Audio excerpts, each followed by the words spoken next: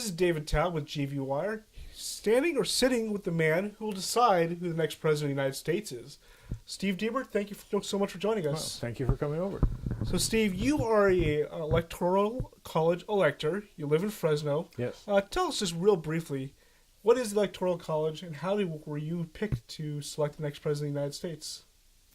Well, I'm not going to give you the real definitive history, but it was the Electoral College is based on a debate they had when they framed the Constitution of whether Congress should elect the president or the people should elect the president. And they came to a compromise where each congressman and senator can appoint somebody to vote for them. And I've been appointed by Jim Costa.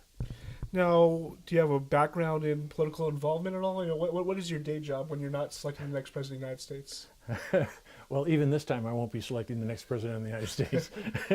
My day job is I'm a California probate referee, which is I appraise property for the probate courts.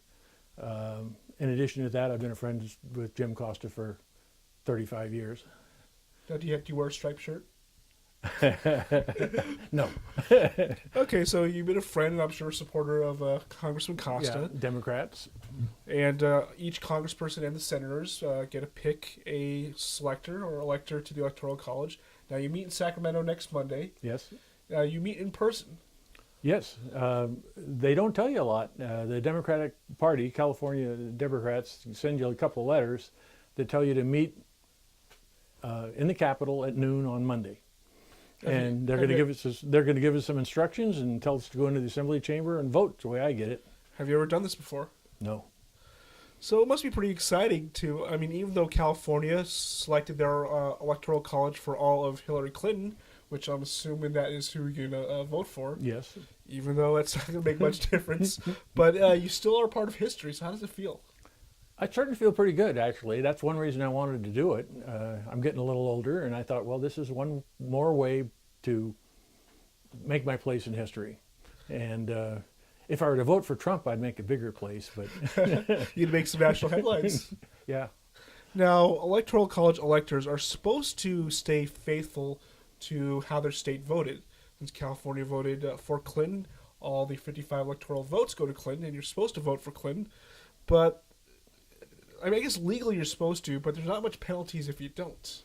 Right. It's in the Constitution that we can do what we want. California does have a law in the books I've looked up that makes it illegal to vote for the other candidate if you've been pledged, say, to Hillary.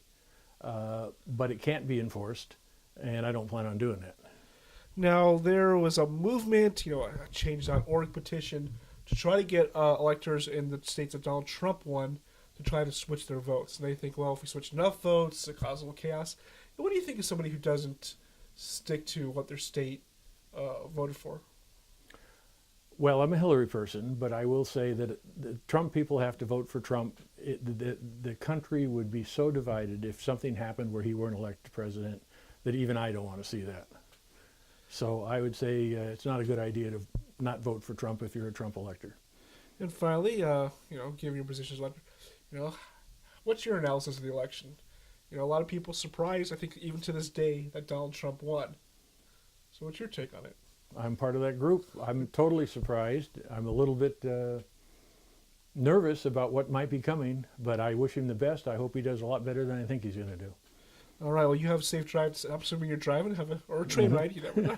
Right. Have a safe trip to Sacramento. A little constitutional lesson here on GVY with Steve Diebert. He's going to vote for the next president of the United States.